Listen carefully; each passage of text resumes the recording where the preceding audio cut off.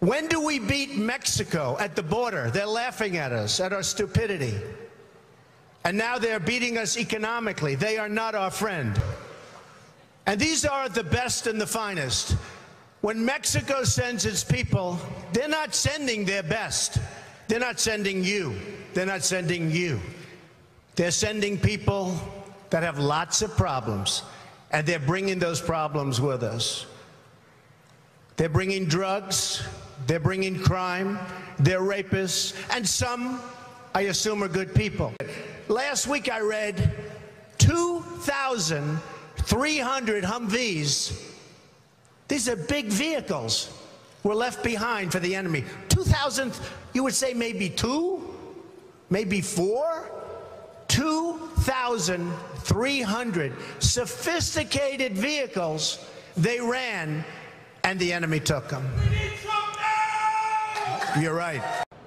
I can just say this. More people are in this country right now illegally than ever before. I will build a better wall, and I'll build it for cheaper, and Mexico will pay, if that's your next question. Yeah, how do you get Mexico to pay? Because they are ripping us left and right. But Mexico. how do you make By the them way, pay? I love the Mexican people. Many Mexican people work for me. Many Mexico people I do business with. They purchase things for me, like apartments, etc., etc. I have great relationships with Mexico and with the Mexican people. I love the Mexican people. I love their spirit. While I'm not at this time a candidate for the presidency, I will decide by June whether or not I will become one. Our current president came out of nowhere. Came out of nowhere. In fact, I'll go a step further. The people that went to school with him, they don't even know, they never saw him. They don't know who he is. I have no record. Can't be criticized. Wonderful guy. He's a nice man, but there was no record, nothing to criticize. He didn't go in wars. He didn't go in battles. He didn't beat this one, that one, have enemies all over the place. Nobody knew who the hell he was. He's now our president. Business Week magazine, which is now Bloomberg Business Week, said in a vote of its readers that Donald Trump was the world's most competitive business person, with Bill Gates being number 2 and Warren Buffett being number 3. I've beaten many people and companies, and I've won many wars.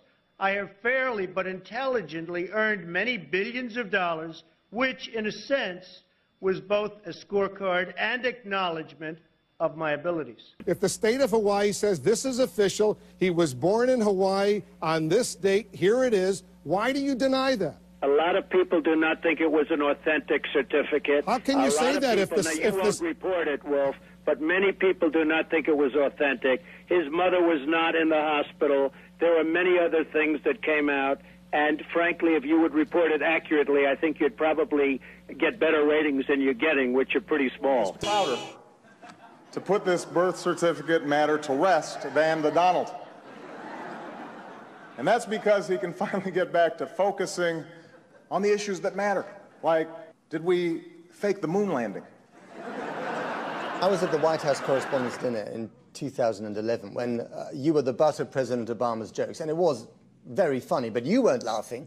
You were sitting there scowling. You couldn't take the joke. Okay, no, you're wrong about that. I loved it. I absolutely didn't look like it. You're wrong. I was watching you. Excuse me. I had 5,000. I didn't know how to act. Do I smile? Do I laugh? What am I supposed to do?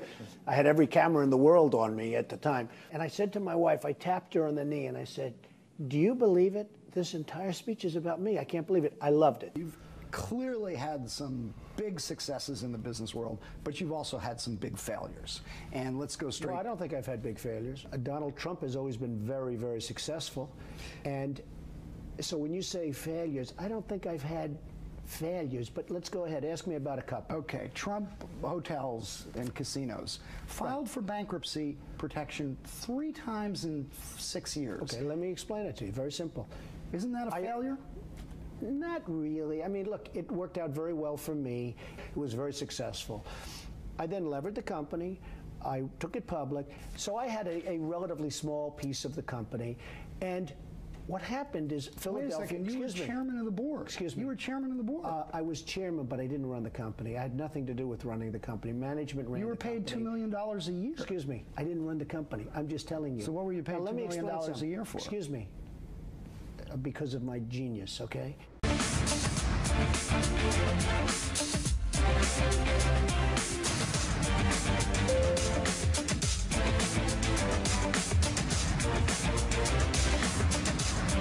Donald Trump. Thanks so much for your time. Yeah, you pull that door. See, it's good to be Donald Trump. The elevator's waiting for you. Well, we have a lot of fun. Whoa, hello. Whoa. Now look, is this a normal life? And all day long we have people waiting at Trump Tower. Hi, everybody.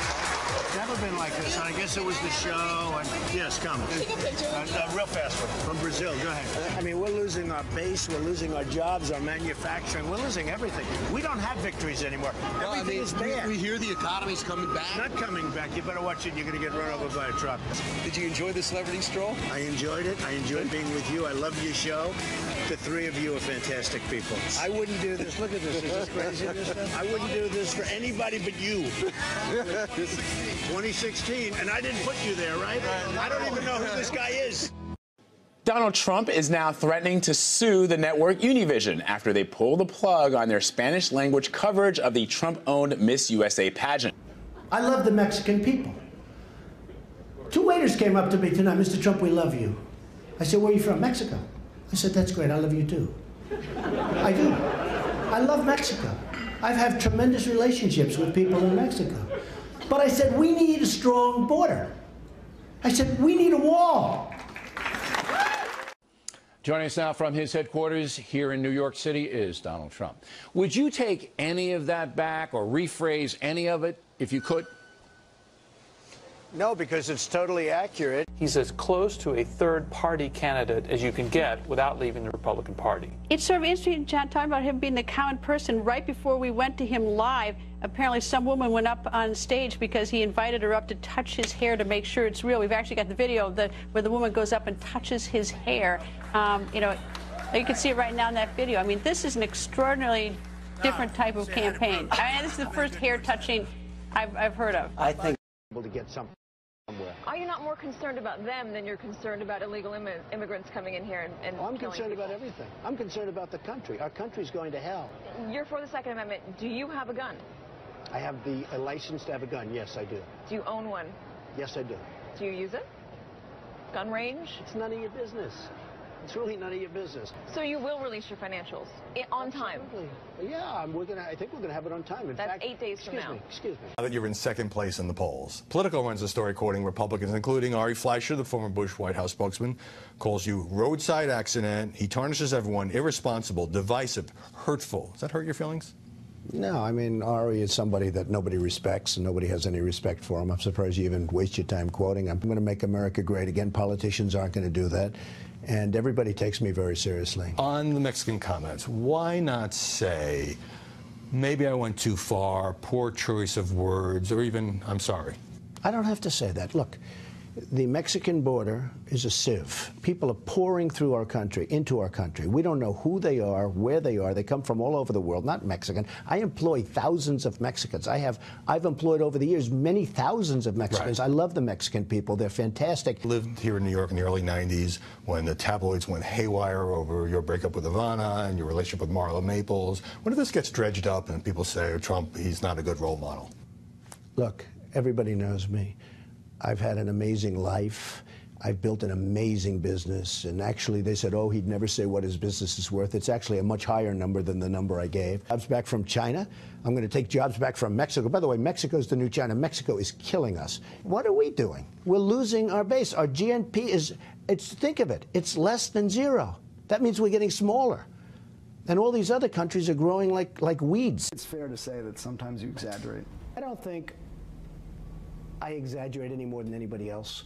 I think that I have a great grasp of numbers. I have a great grasp of values. I'm worth many, many billions of dollars.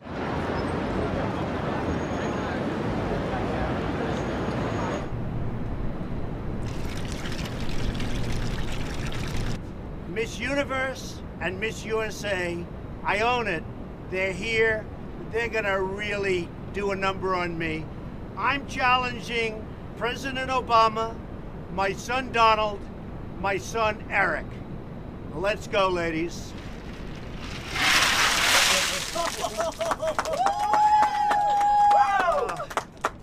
What a mess. Without the loss. You know who owns the New York Times? Is that Carlos Slim. He has a piece of it. Yeah, he is the wealthiest man in the world. And he's a good guy. I know him. You know Carlos Slim? Good guy. How much money is that guy worth? He's got a lot of money. I don't know what it is. It's got to be like 100 billion. Under siege, yes, 60 billion or something. Oh my God. Under siege, but that's okay. And what is it? It's none of my business. But what are you worth? A guy like you.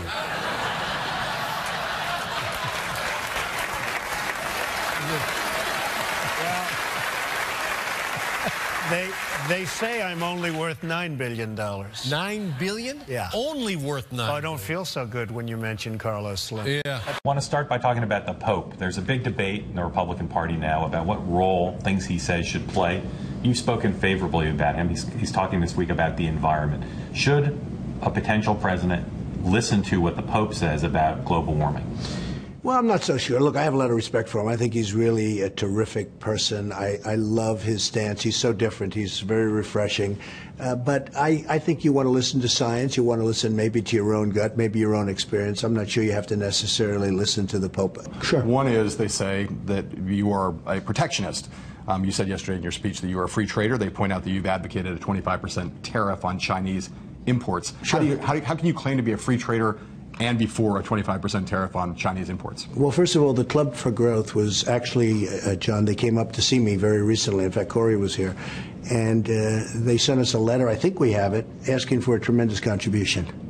That's interesting. Yeah. In fact, I was shocked by the amount of money we're talking about. So that was wonderful. Look, it's not a question of instinct. I feel very confident. I went to the Wharton School of Finance. I was a good student. It's like one of the hardest schools in the world to get into. I then do a book called The Art of the Deal. It's the #1 selling business book of all time, or just about. You may say, oh, there was one that sold 2, but, you know, just about. It's still in the schools, everything else. I then do a show called The Apprentice. In the meantime, I build this incredible empire. It's got a tremendous net worth, very little debt. And then I hear some pundit or some person say, he doesn't deserve to be on the stage with a senator. The senator is nothing. And I'm not saying, or senators are nothing. I'm saying certain people are zeros.